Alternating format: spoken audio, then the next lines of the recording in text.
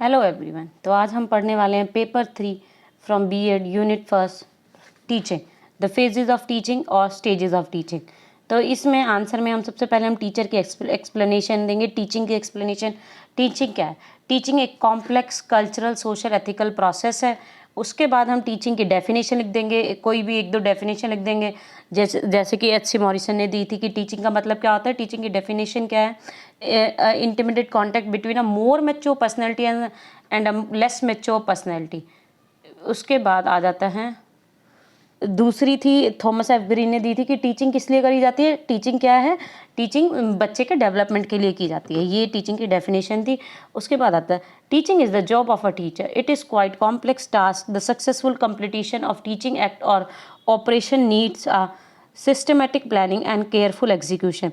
In doing so, teaching has to be proceed in sequential steps. The steps or stages are known as phases of teaching. Teaching एक job है teacher की, ये complex है, ये इतनी आसान नहीं है, जटिल है टीचिंग करना। The successful completion of teaching act, teaching का को अच्छे से करने के लिए क्या करना होता है? एक सिस्टमेटिक प्लानिंग चाहिए, केयरफुल एग्जीक्यूशन चाहिए। एग्जीक्यूशन मतलब लास्ट में पता लगाना कि बच्चे को कितना समझ आया, कौन सी एड्स अच्छे से यूज़ हुई हैं, और इनको करने के लिए एक सीक्वेंशियल स्टेप्स चाहिए होते हैं। और इन स्टेप्स को हम क्या बोलते हैं? फेजेस या stages of teaching. Now teaching के फर्दर फेजेस क्या हैं? 3 फेजेस हैं, pre active phase, interactive phase and post active phase. अच्छे से याद कर लो, pre active, interactive, post active. अब प्री एक्टिव में क्या आता है? टीचर प्लान करता है। आप कभी भी सोच लो, अगर आप किसी को पढ़ाने वाले हैं, टीचर जो भी है वो आपको पढ़ाएगा, वो पहले से प्लान करके आएगा, उसको कौन सा कंटेंट पढ़ाना है, कौन से टीचिंग एड यूज़ करेगा, कौन से टीचिंग मटीरियल यूज़ करेगा, कितनी देर में पढ़ाना है, 1 पीरियड में कंप्लीट होगा, 2 पीरियड में, जो भी। फिर इंटरैक्टिव फेज में क्या है? इम्प्लीमेंट। जो भी टीचर ने प्लान किया है उसको वो कैसे इम्प्लीमेंट करेगा क्लास में, वो आ जाता है इंटरैक्टिव फेज में। And the third one is post active phase. इसमें इवेल्युएशन। पोस्ट एक्टिव फेज में टीचर पता लगाता है कि लर्नर ने कितना सीखा, टीचर की कौन सी टीचिंग एड्स काम करी, किसकी हेल्प से बच्चे ने ज़्यादा अच्छे से सीखा। ये हो जाता है हमारा पोस्ट एक्टिव फेज। अब हम पढ़ेंगे the pre active phase. It is the planning phase of the teacher act. A good planning makes the task of teacher smooth, functionable and successful. एक जो अच्छी प्लानिंग होती है वो टीचर के काम को स्मूथ कर देती है, फंक्शनेबल और सक्सेसफुल कर देती है, जिसमें कि लर्नर को अच्छे से याद हो जाता है, सब समझ में आ जाता है ये। तो फिर अगर ये सब हुआ तो क्या होगी? एक अच्छी टीचिंग होगी। There are 2 major steps involve in the phase namely. और इसमें मेनली 2 स्टेप्स इन्वॉल्व होते हैं। वो 2 क्या हैं? यहाँ पे establishment of some kind of, इसमें कि टीचर प्लानिंग करते हुए पहले ही गोल स्टैब्लिश कर लेती कि उसको क्या ऑब्जेक्टिव चाहिए, कि वो जो कंटेंट अपने बच्चे को पढ़ा रही है, लर्नर को पढ़ा रही है, उससे उसको किस तरीके के गोल या ऑब्जेक्टिव चाहिए, और उन गोल या ऑब्जेक्टिव को अचीव करने के लिए उसको कौन से तरीके यूज़ करने होंगे। Like discovering ways and means to achieve these objectives. कि 2 गोल है प्री एक्टिव में, कौन कौन से हैं? पहले टीचर गोल या ऑब्जेक्टिव सेट करेगी कि बच्चे को ये टॉपिक पढ़ा रही है, बच्चे को कैसे समझ में आएगा, कितनी देर में आएगा। उसके बाद उनको कैसे समझाना है, उसके लिए वेज और तरीके ढूंढेंगी वो। ये 2 पॉइंट आ जाते हैं। आफ्टर डेट आता है consequently planning is done for taking decisions about the following aspect. ये प्लानिंग फेज में ये डिसीजन लिए जाते हैं, जैसे कि कंटेंट चूज़ करेगी टीचर, कौन सा मटेरियल पढ़ाना है, कौन कौन सा कंटेंट मटेरियल, कौन से teaching ads, method, techniques, duration, place, ये सब प्लानिंग फेज का हिस्सा है। ये सारे पॉइंट आप याद कर लेना। इसको आप अपनी तरीके से भी लिख सकते हो, बस आपको मेन पॉइंट याद होनी चाहिए, जैसे duration, place, teaching method, teacher aids, teacher techniques, content material, ये सब। बाकी ये आप खुद भी लिख सकते हो। इतना ज़्यादा लंबा चौड़ा आप देख के घबराना नहीं कि बहुत बड़ा है ये। It's very easy. choice of the content or material to be taught or learning experience to be given, the organization or sequence of the content or material। यहाँ पे टीचर क्या करेगा? कंटेंट या मटेरियल सोचेगा, consideration about the principle and maxims of teaching, decision and planning about the proper use of teaching aids. और यहाँ पे teacher plan करेगा कि प्रॉपर टीचिंग एड्स को कैसे यूज़ करना है। जैसे कि अगर आप कोई एसएसटी का सब्जेक्ट पढ़ा रहे हो, या फिर आप उसमें बता रहे हो कि वर्ल्ड मैप के बारे में पढ़ा रहे हो, या आप ग्लोब के बारे में पढ़ा रहे हो, तो आप अपनी टीचिंग एड में ग्लोब को लेके जाओगे। आप उसको अच्छे से किस टाइम दिखाना है, आप कौन सा टॉपिक समझा रहे हो, तब आप उसको अपने टीचिंग एड को यूज़ करोगे। इसका यहाँ पे होगा चॉइस ऑफ द मेथड, कौन से आप मेथड यूज़ करो। जैसे इंडक्टिव, डिडक्टिव, बहुत सारे टीचिंग में मेथड्स होते हैं, उनमें कौन सा मेथड, कौन सी टेक्निक, कौन सी स्ट्रेटजीज यूज़ कर रहे हो। ये आप सब कब कर लोगे? प्री एक्टिव फेज में प्लान कर लोगे कितनी देर में आपका टॉपिक कंप्लीट हो जाएगा, कौन सी प्लेस है। जैसे कि काफ़ी चीज़ें हम लैब में करते हैं, काफ़ी आउटडोर एक्टिविटीज़ में टॉपिक समझाए जाते हैं, काफ़ी इंडोर एक्टिविटीज़ में, तो आपको कितनी देर में आप अपना टॉपिक कंप्लीट कर लोगे, कौन सी प्लेस है। And management of classroom teaching, और अगर आप क्लासरूम में टीचिंग कर रहे हो तो उसका मैनेजमेंट करने के लिए after that decision about the evaluation tools, और इवेल्यूएशन टूल्स के डिसीजन करने के लिए। The interactive phase, this second phase of teaching is concern with the implementation and carried out. अब ये सेकेंड फेज है, यहाँ पे इम्प्लीमेंटेशन होगा सेकेंड में, टीचिंग को कैरिड आउट किया जाएगा विच हैज़ बीन प्लान्ड और डिसाइडेड एट द जो भी हमने प्लानिंग स्टेज में डिसाइड करी है या प्लान करी है उसको हम कब इम्प्लीमेंट कर रहे हैं, इंटरेक्टिव फेज में। It is the stage for actual teaching success और failure of which depends upon the degree and quality. ये एक्चुअल टीचिंग यहाँ पे हो रही है और जिसपे सक्सेस और फेलियर टीचिंग की पता चलेगी हमें। Of the classroom interaction between the teacher and the pupils, और इसमें सक्सेस और फेलियर टीचिंग की किसके ऊपर डिपेंड करती है, जो प्यूपिल और जो टीचर के बीच में जो इंटरेक्शन होने वाला है उसके ऊपर। The activities to be taken in these phase, और इसमें इंटरेक्टिव फेज के भी फर्दर 3 पार्ट होते हैं। एक होता है परसेप्शन, डायग्नोसिस, रिएक्शन प्रोसेस। तो परसेप्शन का मतलब क्या होता है, अनुभूति। परसेप्शन में बच्चे टीचर का अनुमान लगा रहे होते हैं, टीचर को देख के कि टीचर का बिहेवियर कैसा है, टीचर का कैरेक्टर कैसा है, कैसा वो सब। और यहाँ पे टीचर बच्चे को देख के पता लगा रही है कि इन क्लास का क्लाइमेट कैसा है, बच्चे कैसे हैं, बच्चों को कितनी नॉलेज है, कितने इंटेलिजेंट हैं, आगे कौन सा कंटेंट कैसे पढ़ाया जाएगा, कितना बच्चों को आता है। ये हमारा परसेप्शन, अनुभूति, अनुमान, जैसे हम किसी भी चीज़ को लेके अनुमान लगा लेते हैं, ये परसेप्शन में यहाँ पे ही आएगा। Interaction process demands an appropriate perception of the part of the teacher as well as the students, दोनों का परसेप्शन हो रहा है। When a teacher enters the class, his first activity is concern with the perception of the classroom climate, जो कि अभी हमने discuss किया था कि क्लासरूम का क्लाइमेट कैसा है, उसके बारे में टीचर परसेप्शन लगाएगी। ही और she tries two way himself, his abilities and pre planning for teaching against the classroom group, और यहाँ पे टीचर पहले से ही प्री प्लान होगी सब अपनी एबिलिटीज़ अपने आप को वहाँ पे बच्चों के सामने प्रेजेंट करने के लिए। फिर similarly the students also try to have a perception of the abilities, behaviour and personality characteristics of the teacher in order to seek desirable interaction in the teaching learning process. और यहाँ पे same जैसे teacher perception कर रही है, ऐसे बच्चे teacher का परसेप्शन कर रहे हैं, कैसे उसकी एबिलिटीज़, उसके बिहेवियर को देख के, पर्सनैलिटी कैरेक्टरिस्टिक्स को देख के, किस लिए, ताकि फर्दर जो टीचर और स्टूडेंट के बीच में इंटरेक्शन होगा उसके लिए। ओके, आफ्टर डैट हम सेकेंड पॉइंट पे आ जाते हैं। इंटरेक्टिव फेज के सेकेंड पॉइंट पे हैं हम diagnose. A proper diagnosis of the abilities and behaviour is very essential for the appropriate interaction. A teacher therefore tries to assess and diagnose the achievement level of his students with respect to their abilities, academic background, intelligence, interest and aptitude. जो teacher है वो access करती है, diagnose करती है कि बच्चे को कितना आता है, पता करना है। डायग्नोस मतलब पता कर रही है बच्चे को कितना आता है, उसकी एबिलिटीज़ को देख के, बैकग्राउंड, एकेडमिक बैकग्राउंड को देख के, इंटेलिजेंस को देख के, या उसके स्टूडेंट के इंटरेस्ट और एप्टीट्यूड को देख के। The diagnostic work may be done in several ways. इसको काफ़ी तरीक़ों से किया जा सकता है।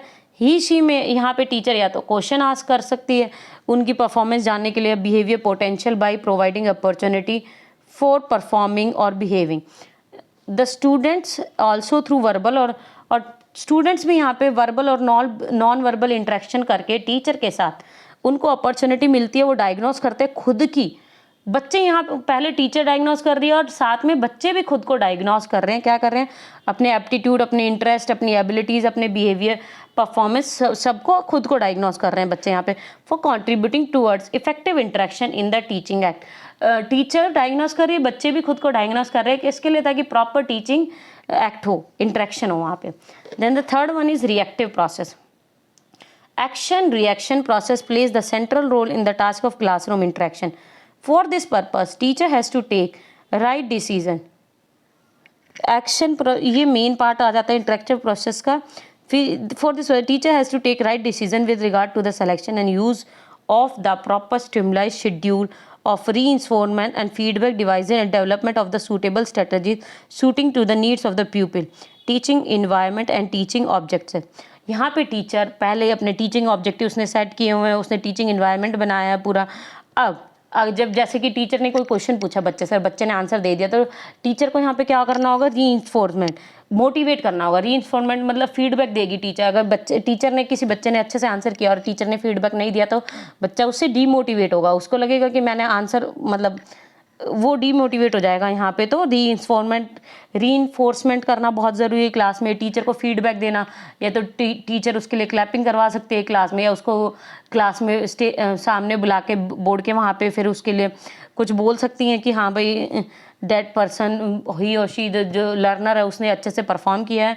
तो उससे बच्चे को रीइंफोर्समेंट मिलती है, फीडबैक मिलता है, जिससे बच्चे भी मोटिवेट होकर और अच्छे से अपना लर्न करते हैं। द प्यूपिल हैज़, प्यूपिल यहाँ हम लर्नर को बोल रहे हैं, has also to learn the proper ways of teaching and responding to the various stimuli and teaching techniques presented to him. और जो प्यूपिल लर्नर जो है उसको भी याद करना है अच्छे से कि उसको किस तरीके से वो अपने आप को आंसर देगा, डिफरेंट वेज ऑफ टीचिंग में कैसे रिस्पॉन्ड करना है उसे डिफरेंट टेक्निक्स में। उसके बाद आ जाते हैं, in this way, the interactive phase of teaching is responsible for establishing appropriate verbal and non-verbal classroom interaction between the teacher and pupil by arranging suitable teaching learning activities and an equal suitable and controlled classroom environment. यहाँ पे क्या है, interactive face किस चीज़ के लिए responsible है? Interaction के लिए, किसके? टीचर और लर्नर के लिए के बीच में वर्बल इंटरेक्शन भी हो सकता है और नॉन वर्बल, ज़रूरी नहीं है। अगर कई बार बच्चे ने अच्छे से आंसर दिया तो टीचर वर्बल फॉर्म में ही उसको मोटिवेट करे, वो नॉन वर्बल फॉर्म से भी, एक्सप्रेशन से भी उसको मोटिवेट कर सकते हैं। तो ये रिस्पॉन्सिबल होता है इंटरेक्टिव फेस किसके लिए? Proper interaction between the teacher and the learner. फिर द थर्ड फेस आ जाता है द पोस्ट एक्टिव फेस। इसमें इवेल्युएशन होगा, इसमें पता चलेगा कि टीचर ने जो टीचिंग की वो कितनी सक्सेसफुल थी और लर्नर ने जो पढ़ा है वो कितना सक्सेसफुल है। इसमें सिर्फ बच्चे का इवेल्युएशन नहीं होता है आज के टाइम में, अब टीचर की टीचिंग, उसकी टीचिंग एड्स, उसकी टीचिंग स्ट्रेटजीज, सबका इवेल्युएशन होता है यहाँ पे।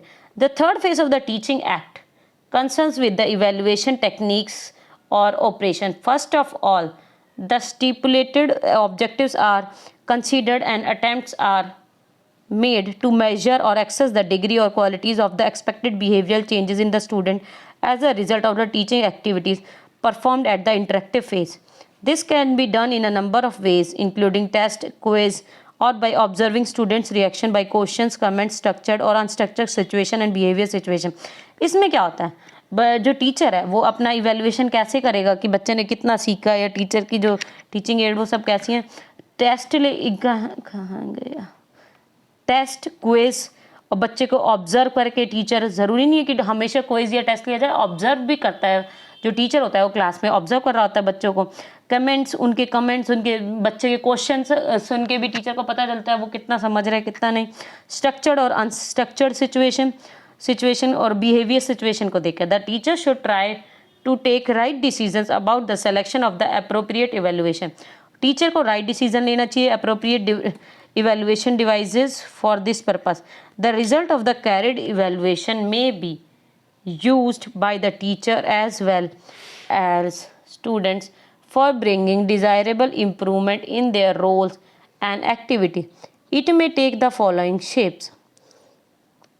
और इससे टीचर क्या है, डिज़ायरेबल इम्प्रूवमेंट लेके आ सकता है बच्चों में, उनकी एक्टिविटीज़ में। The suitability of the stipulated objectives may be properly accessed. The extent or quality of the accomplishment makes them to take decision about further continuation, alternation और improvement. कि वो आगे फर्दर क्या कंटिन्यू करेगा, कुछ कर देगा या और फर्दर इम्प्रूवमेंट की जरूरत है। फिर second one is the suitability of content organisation में जा रहा है वो सुटेबल है नहीं है। Decision regarding reteaching the content, यहाँ पे डिसीजन करेगा कि उसको अपना कंटेंट रीट करना है और moving to the new content, उसको आगे फर्दर न्यू कंटेंट पे मूव कर देना है। Therefore be suitability of the instructional process aid and teaching strategies भी इवैल्यूएट। और यहाँ पे जो टीचिंग की एड मटेरियल है, टीचिंग की जो स्ट्रेटजीज है वो इवैल्यूएट होंगी। As result change and improvement be introduce strategies and techniques the teaching. में जैसे कि हमने अभी डिस्कस किया था कि टीचर सिर्फ लर्नर की इवैल्यूएशन, टीचर टेक्निक्स का भी इवैल्यूएशन होगा, उसने कौन सी स्ट्रेटजीज यूज करी, जो टीचिंग वो करेक्ट नहीं, वो सब। The role of classroom environment and learning situations में बी इवेलुएटेड। और यहाँ पे क्लासरूम का इन्वायरमेंट था, लर्निंग सिचुएशन कैसी थी वो भी इवेलुएट होगी। अगर क्लास में मजाक का माहौल ऐसा या ज़्यादा स्ट्रिक्टनेस वाला माहौल से पढ़ पाता है और अच्छे से टीचिंग हैपन नहीं हो पाती। अकॉर्डिंग चेंजेस में be effected engagement of these elements. और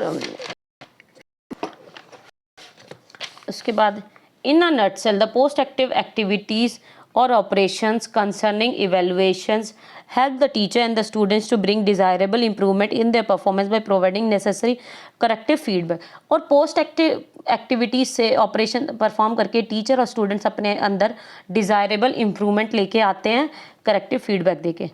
All the above three phases of teaching, although described separately, are closely interrelated। और जो अभी हमने ये 3 फेजेस पढ़े हैं ये इंटर रिलेटेड है, क्लोजली इंटर रिलेटेड है बिल्कुल। They represent a continuous cycle of the teaching, influencing and directing each other as shown in the diagram below. Preactive phase में हमने बताया था, देखो बहुत ईजी है, प्रीएक्टिव, इंटरएक्टिव, पोस्ट एक्टिव। मेरे साथ बोलो आप, प्रीएक्टिव, इंटरएक्टिव, पोस्ट एक्टिव। फिर प्रीएक्टिव में प्लानिंग करेंगे हम, प्लानिंग टीचर कर रहा है, उसके बाद इंटरएक्टिव है, उस प्लानिंग को इम्प्लीमेंट कर रहे हैं, मतलब कि यूज़ कर रहे हैं, इम्प्लीमेंट। और इवैल्यूएशन, इवैल्यूएशन मतलब कि पता लगा रहे हैं कि टीचिंग अच्छे से हैपन हुई है, नहीं हुई है, क्या कमी रह गई है, लर्नर ने अच्छे से याद किया या नहीं, ये पोस्ट एक्टिव। फिर ये हो गया execution of the plan, inter relation among the stages of phases of teaching. इसमें इंटर रिलेटेड होती है ये आपको याद रखना है, सारे फेजेस क्या है, interrelated. Thank you for watching my video. Please like share my video and if you like my video then subscribe my channel, ताकि मैं और ऐसी वीडियोस आपके लिए लाते रहूं। और अगर आपको किसी टॉपिक से रिलेटेड न्यू वीडियो चाहिए तो please comment me. Thank you.